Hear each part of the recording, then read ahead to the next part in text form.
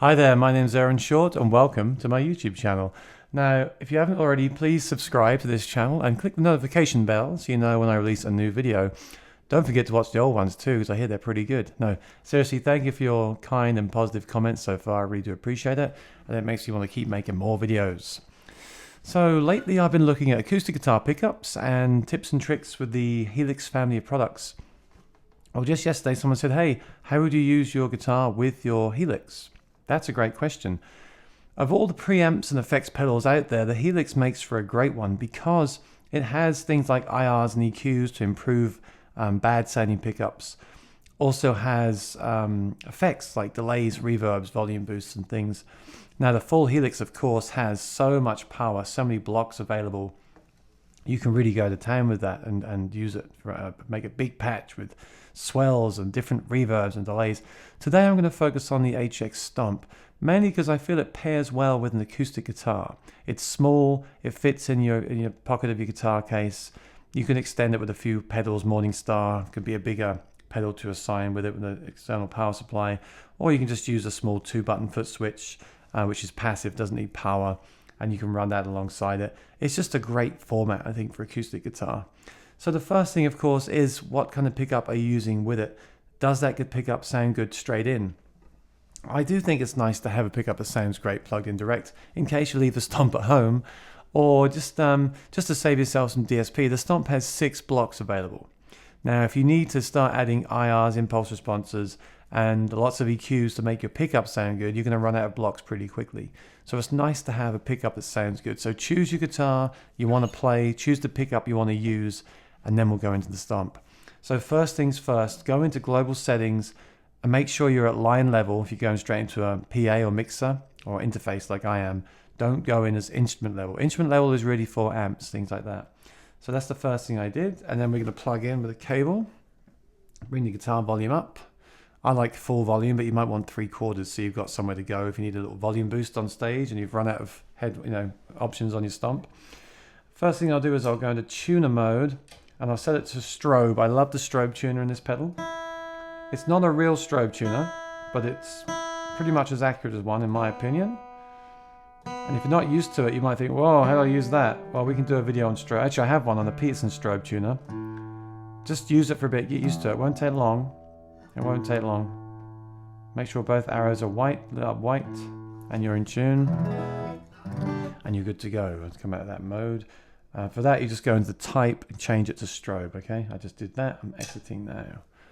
Okay, I'm going to turn this mic off and play my guitar. Let's see what the guitar sounds like straight into the pedal with no effects, no processing.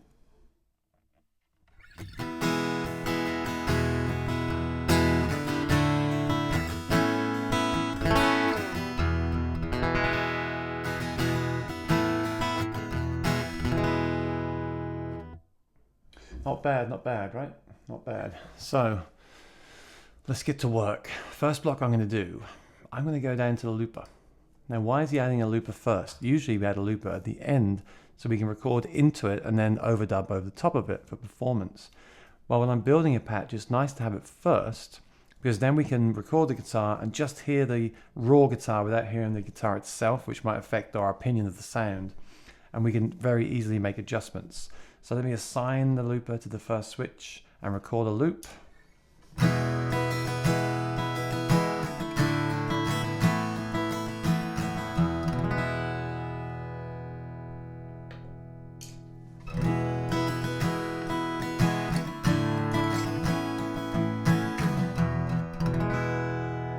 Okay, here's the raw guitar.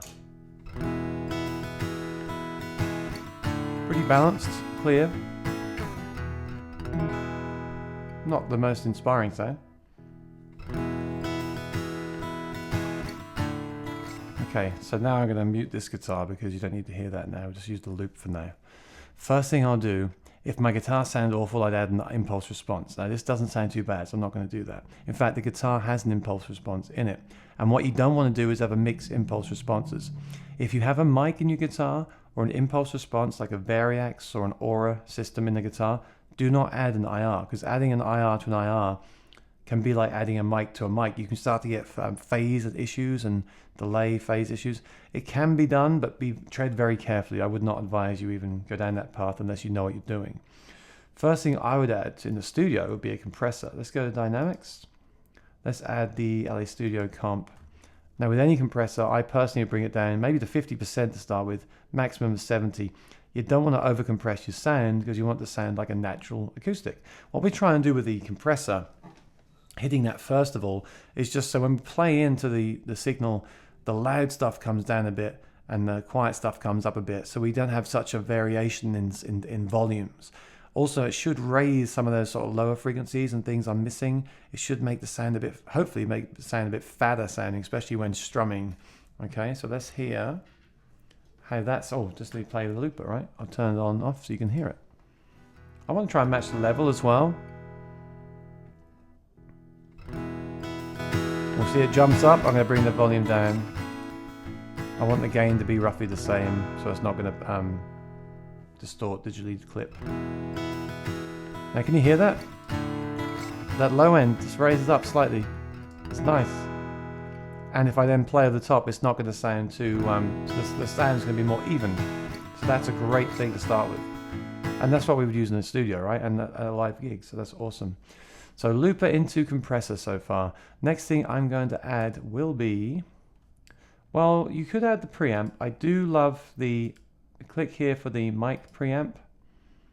I love this Studio 2 Pre. The main reason I use it is for a weak pickup. I'll boost the level, but it's got polarity, and not aware of another way to change polarity. That's the phase. So if you have some weirdness or feedback, if you have like a body sensor pickup that's got some weird sounds on those low strings, try flipping that phase, load that block up, flip that phase, and see if it fixes it. Now I don't need that, so I'm not going to use it, but it's a little additional tip. I'm going to use EQ, and I'm going to use parametric EQ. Parametric EQ is awesome. We have a low cut. Your low E here is around 82, I believe. So 80 is great because anything below 80 can be just problematic and noisy. In a band, you might raise it up even more because the bass player will be around there. You want to get to maybe 120, so the bass, you're not interfering with the bass guitar. But I'm thinking more as a solo act right now. So again, let me play the loop and show you what happens when you do that. This low cut. See, you can take all the bass out if you want. We don't want to do that. It's that rumbling. You probably won't even hear it. It's just worth doing. 80.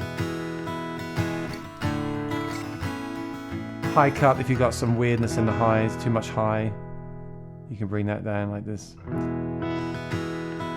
That's a bit higher. I might bring it down 80. For your mids, right? The Q, the higher the Q, the narrower the mid band. So if you bring it all the way up, you get a very narrow band. And if there's some weird little frequency in there, you can take it out. The way you do it is you bring the gain all the way up on the mid, bring the Q all the way up. So bring them both all the way up and then sweep up from the frequencies. Hear that?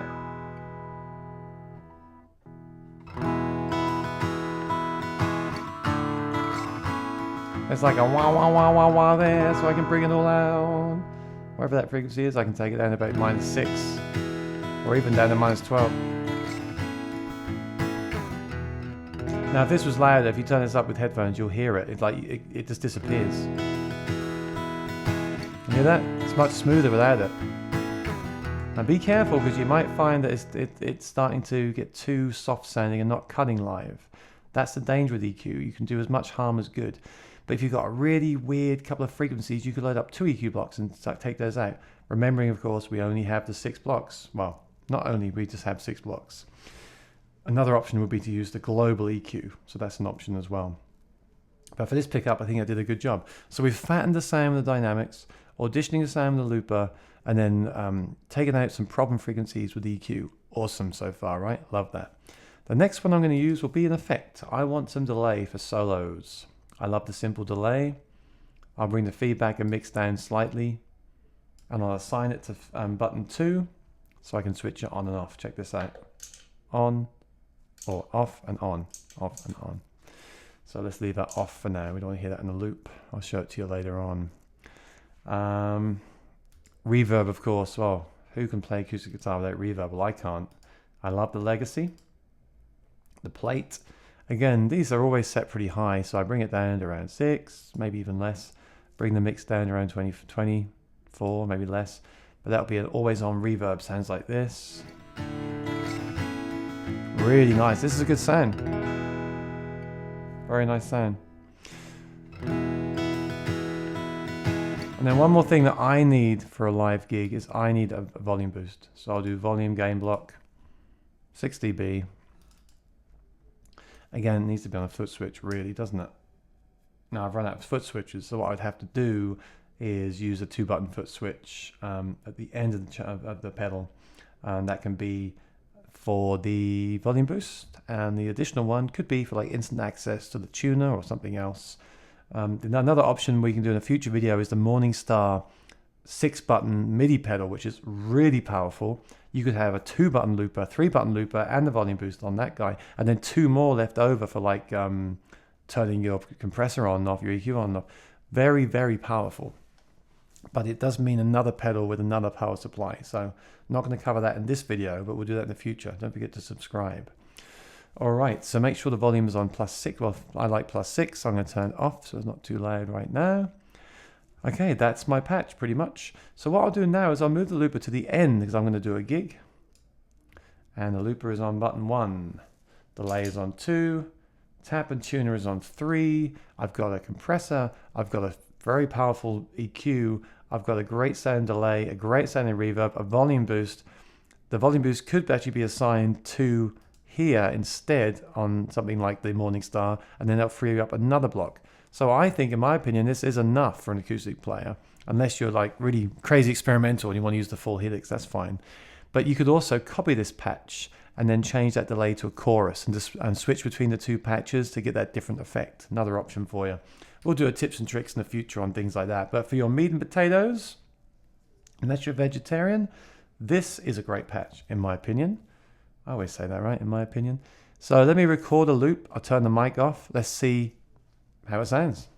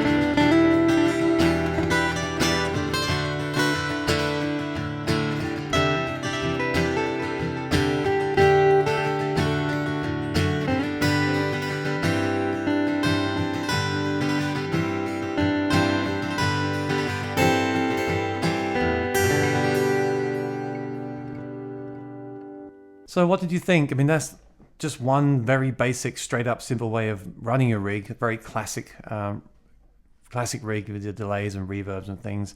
If you want to use IRs and synth and freeze pads and the different delays and some of the beautiful ambient delays you've got in the Helix stuff, or other pedals too, you know, then let me know in the comments below how you do these things. I'm really interested to know. But I hope this gets you going.